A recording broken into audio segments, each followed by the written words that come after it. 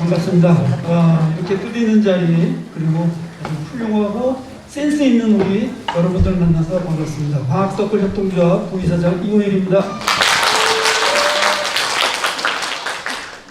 저도 마스크 좀 벗겠습니다. 저는 술길 등산 지도사하고 노르디 이런 것 프리랜서로 일을 하고 있습니다. 그런데 소속은 저 노원구에 있는 예비사회적기업 흙놀이놀이 협동조합 이사로 재직하고 있는데 올해는 아무래도 연말에 잘릴 것 같습니다. 왜냐하면 이 자리도 제가 쓸 자리가 아니고 우리 이사장님이 쓰셔야 되는데 저보고 하라 그러고 올해 우리 이영숙 이사장님 어디 계세요? 네, 우리 이영숙 이사장님이 올해 붙들어가지고서는 여기는 한 번도 못 나가고 우리 방학협동조합에 아주 그냥 목이 메어 있습니다. 하여튼 책임지십시오. 잘리면. 네, 오늘 제가 드리고자 하는 말씀은 이렇게 세 가지입니다.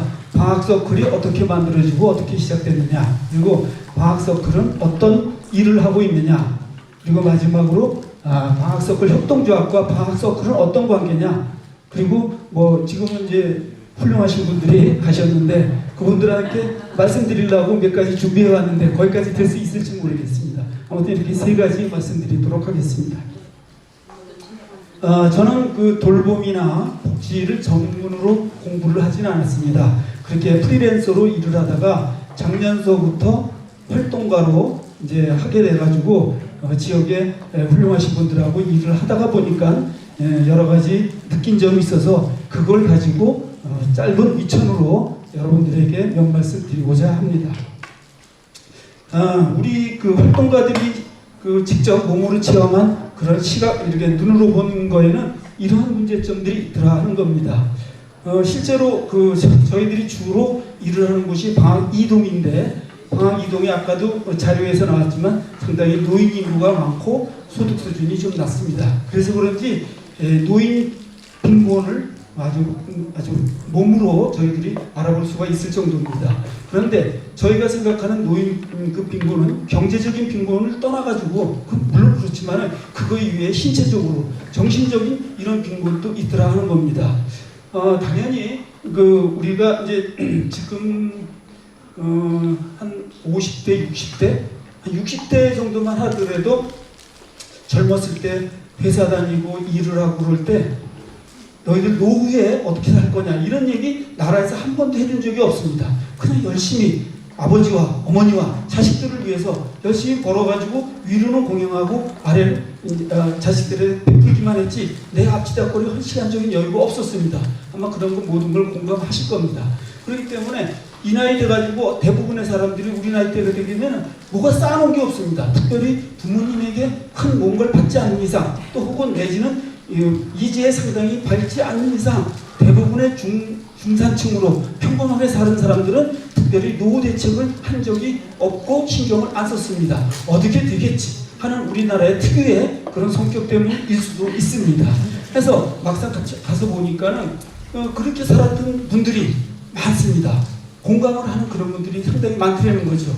그래서 이런 어려움이 있었고요. 그 다음에 가족 체계의 붕괴라고 말은 거창하게 했습니다만 아까 말씀드린 대로 위로는 공양하고 아래는 퍼주고 얼마 전에 실화 탐사대 궁금한 Y인가에 보니까는 동대문에서 그렇게 장사를 하시던 할머니가 자식들에게 돈을 다 나눠줬는데 아마 약간 좀 틀리게 나눠줬던 모양입니다. 그러니까 막내 딸내미가 어머니를 그냥 버렸어요. 자기 아파트 밖에다가 내놓고서는 문을 열어주질 않습니다. 그게 아주 그냥 텔레비에 생생하게 나오더라고요. 이런 가족 체계가 붕괴. 이거는 내가 그냥 일방적으로 퍼주다 보니까 자기 앞치다거리를 못한 거죠. 그런데 이런 가족 체계의 붕괴는 비단 그런 어떤 경제적인 거를 떠나가지고 신체적으로도 그렇습니다. 이 밑에도 지금 아까 이제 요양보호사에 관한 얘기도 나왔습니다만 중고령 여성의 어려움 이런 문제가 충분히 대두가 됩니다. 가운데 낀 세대에서 예를 들게 되면은 지금 저 같은 경우도 아이들하고 같이 살 생각도 없습니다. 또 살자 그래도 며느리나 아들놈들이 같이 살 생각이 없습니다. 그래서 살다 보게 되면 부부가 살다 보게 되면은 한쪽이 아프거나 아니면 혹은 사별을 하게 되면 독고가 되는 거죠. 그런데 대부분 여성분들이 더 오래 산다는 건 당연하지 않습니까? 대부분 그렇게 되다 보게 되면은 나이 들은 여성분들이 이런 케어를 하게 되는 경우가 있어가지고 업무가 아주 이렇게 일이 막중하게 그냥 본인 그 여성들에게 이렇게 가게 되는 경우가 많은 거죠. 또 손주 같은 경우도 요즘에 손주 못 보는 시어머니 또 친정어머니는 사람 취급도 안 하는 것 같아요.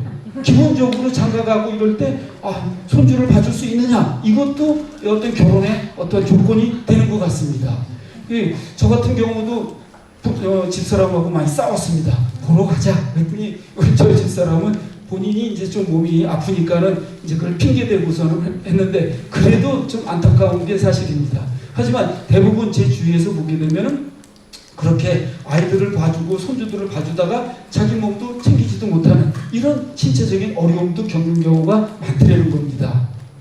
또한 정신적으로 연령차별 저 얘기는 아마 그 버틀레라는 양반이 벌써 69년, 68년인가 나온 얘기인데 나이가 들면은 사고력이나 생산성이 떨어진다라는 선입관을 가지고 있다는 뜻이죠. 그렇기 때문에 그러네요. 제가 프리랜서로 일을 하고 있는데 지난주에 후배가 여행사라는 후배가 다른 여행사를 소개시켜 줄 테니까 거기다가 제 이력서를 줄 테니까는 한번 일해보지 않겠느냐. 그래서 오케이. 토요일날 일요일날 이제 안내산에 가는 거예요. 그거를 이제 오케이 했습니다. 그래서 며칠 있다가 전화가 오더라고요. 그래서 네네네네 하고선 얘기를 했습니다. 그랬더니 맨 마지막에 저는 이제 한 4-5가지 물어보길래 경력이나 이런 걸 물어봐가지고 오케이 해서 목소리가 상당히 괜찮을 것 같다 했는데 마지막에 실례가 아니라 연세가 어떻게 되시죠? 그래. 그래서 제가 밝혔더니 좀 이상해요. 기분이. 그런데 아니나 다를까 1-2시간 있다가 우리 후배한테서 형님 안 됐는데요? 그래. 왜 그러냐 했더니 그렇지 나이가 많아서 그렇지 보지도 않고서 나이가 많다니까 무조건 못할 것이다. 남한테 민폐 끼칠 것이다 라고 해서 그냥 잘렸습니다. 이런 것들이 바로 이런 연령차별 이런 것에 이제 우리들은 노출이 되어 있는 거죠. 나이 많은 사람들이 이런 정신적인 빈곤도 있을 수가 있다는 겁니다. 또한 그렇기 때문에 아까 말씀드린 대로 이런 어려움이 있고 아까 그 좀 전에 자료에서도 서울시만 하더라도 160만이 65세다 이런 이제 통계를 봤는데 160만? 그럼 한 16%? 16% 정도 되게 되면 전국이 16.6%니까 서울도 16%쯤 그러면은 제가 알기로 20% 이상이면 초고령 사회라고 얘기를 합니다. 초고령 사회가 우리가 앞으로 2025년이면 초고령 사회에 진입할 것이다 하는데 이렇게 상당히 이제 나이가 이제 많은 거죠. 일본 같은 경우에 초고령으로 가는데 35년 걸렸다고 합니다. 우리나라는 25년입니다. 그런데 물론 이제 그 25년은 나름대로 우리의 특성이 있었겠죠. 6.25 사변이 끝나고 나가지고 아이들을 많이 낳는 베이비붐 세대가 딱 여기에 걸리다 보니까 그리고 요즘에 와가지고 물질이 풍족하고 이러다 보니까 아이들이 이제 그 아이들을 많이 안 나니까 그래서 인구 비율이 상대적으로 노인 인구가 이제 많아지는 이런 이제 문제도 있습니다만 분명한 것은 점점 나이가 많아진다는 겁니다. 나이가 많아지는 이런 사회에서 아까 말씀드린 대로 이런 수명이 긴 여성분들의 그런 어려움이 점점 더 가중된다 하는 이런 말씀을 이렇게 드리고자 하는 겁니다. 또한 저희들이 봤을 때는 이 복지제도가 그냥 아주 깊은 관점이 아닌 저희들이 봤을 때만 하더라도 그냥 간단하게 보면은 신청하려면 꼭 서류를 써야 됩니다. 알아서 해주는 게 없는 것 같아요. 그럼 나이 들고 글씨도 잘 안 보이고 하는 양반들이 이것저것 내가 좀 복지에 관해서 뭘 혜택을 받고 싶은데 뭘 하려면은 관에 가가지고 써야 되고 제출해야 되고 또 하나는 또 다른 측면으로는 멀리 한 번 1년 내내 2년 내내 한 번도 찾아온 적이 없는 자식이 밖에서 벌고 있으니까는 이렇다. 그래서 못 준다. 이런 이제 문제가 대두가 되는 것이죠. 그래서 이런 것에 저희들이 이제 좀 관심을 갖고서는 좀 이제 생각을 한 거죠. 그래서 돌봄을 우리가 좀 서로 돌보면서 우리의 재능을 좀 한번 나눠보자 하는 이런 생각을 했는데 요거는 좀 뭐라 그럴까요? 그런 생각을 갖고 있었던 차에 우리 제 다음이 방학골 복지관 김남미 팀장님이시죠? 예, 저희 방학골 복지관에 3개 팀이 있는데 제2팀 우리 김희경 팀장님 어디 계세요? 예? 예, 그 제안으로 이제 이 서클 활동을 이제 주목하게 돼가지고 이 서클 활동을 우리 방학 이동에다가 접목을 시켰던 겁니다. 이런 생각을 갖고 그래서 접목을 시켜가지고 이런 구성을 이제 하고 목표를 했습니다. 그래서 이제 한마디로 딱 잘라서 얘기하게 되면은 이거죠. 주민자치활동으로 좀 관계망을 형성해서 서로를 돌보자. 그러니까 어떻게 보면 서로 돌봄의 가장 기본이라고 얘기를 할 수가 있습니다. 그래서 이런 생각을 갖고서는 이제 방학서클 협동조합을 만들어서 이런 식으로 했는데 현재 유료 서비스 시작을 해가지고 회원들이 점점 늘어가고 있는 추세입니다.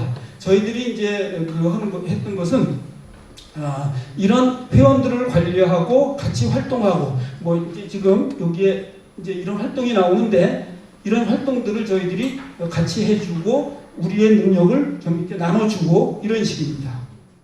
그래서 활동을 하다가 이런 활동을 하다가 그러면은 이런 걸 좀 지속적으로 우리가 할 필요가 있겠다 해가지고 우리 활동가들이 이제 그 4월에서 7월까지 그런 활동을 하다가 7월서부터 이제 본격적으로 우리끼리 조직을 만들어서 뭔가 한번 해보자 해가지고서는 저희들이 방학서클 협동조합이라는 것을 만들게 됐습니다. 이렇게 만들게 됐는데 이게 한마디로 얘기하게 되면 방학서클 협동조합은 방학서클의 큰아들이다 아니면 큰딸이다 이렇게 한마디로 얘기를 할 수가 있겠죠. 어찌 보면은 방학골 복지관에서 방학서클의 시범사업에 아주 훌륭한 모범 케이스다라고 얘기할 수도 있을 것 같습니다.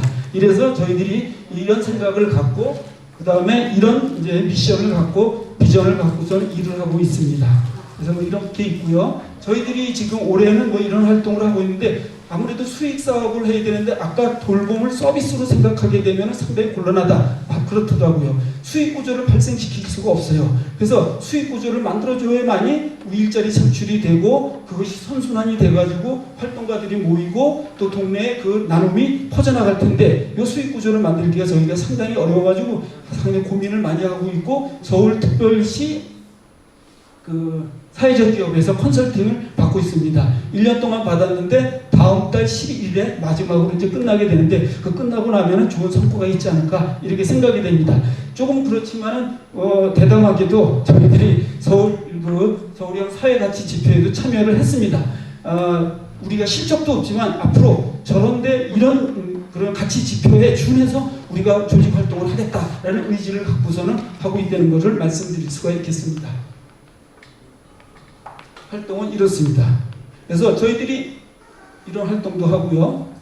그래서 이렇게 이거를 이제 높으신 분들한테 좀 말씀을 드리려고 했는데 주민 참여 예산 같은 거, 주민 제안상 같은 거 좀 많이 해달라 이렇게 좀 하려고 그랬는데 이런 얘기가 또 아주 좋지 않은 얘기가 나와서 이런 얘기를 좀 꼬집으려고 그랬는데 가셨습니다.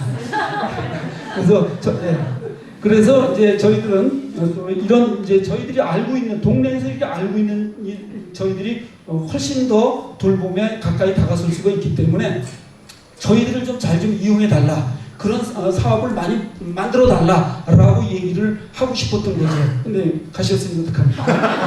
그다음에 저희들이 조합을 만들 때 필수 사업의 맨 끝에 보니까는 지역사회에 그 협력을 해라 하는 그 필수 사업이 있더라고요. 그걸 맨 처음에 왜 그런지 몰랐었습니다. 그런데 1년 동안 활동을 하다 보니까 우리 협동조합 혼자만 가지고는 안 됩니다 하는 거죠. 다른 분야라도 같이 협력을 해야만이 좋은 시너지 효과가 나올 것 같아서 저희들이 감히 지역 네트워크 협력 활동, 특히 이런 도봉 시민넷 같은 이런 활동을 적극적으로 저희들이 참여하고자 합니다. 그래서 저희들은 이런 봐가지고 이런 곳을 저희들이 다 찾아다니려고 지금 이렇게 준비 중에 있습니다. 해가지고서 금융기관도 찾아다니고 관도 찾아다니고 이러는데 우리가 지난주에 좀 찾아다녀봤더니 좀 적대시하는 그런 일이 있어요. 왜냐하면 영업비밀 캐러 왔는지 아니면 무슨 뭐 우리한테 뭘 바라는 건지 하는데 사실 그게 아닌데요. 그래서 서로 여기 이제 우리도 다 그런 우리 조금씩 다 다르지만은 앞으로 좀 더 재밌게 지역사회를 위해서 일을 했으면 좋겠습니다. 그래서 복지라는 것이 다 아시다시피 어느 날 하루에 이루어지는 건 아니지 않겠습니까? 그러니까 서로 협력을 해가지고 관에서도 야 3개월 만에 결과물 내라, 1년 안에 결과물 내라 하지 말고 충분한 시간을 주고서는 그 성과가 나타날 때까지 한번 해봐라 하는 이런 대범한 이런 정책이 있었으면 좋겠습니다. 이상 마치겠습니다.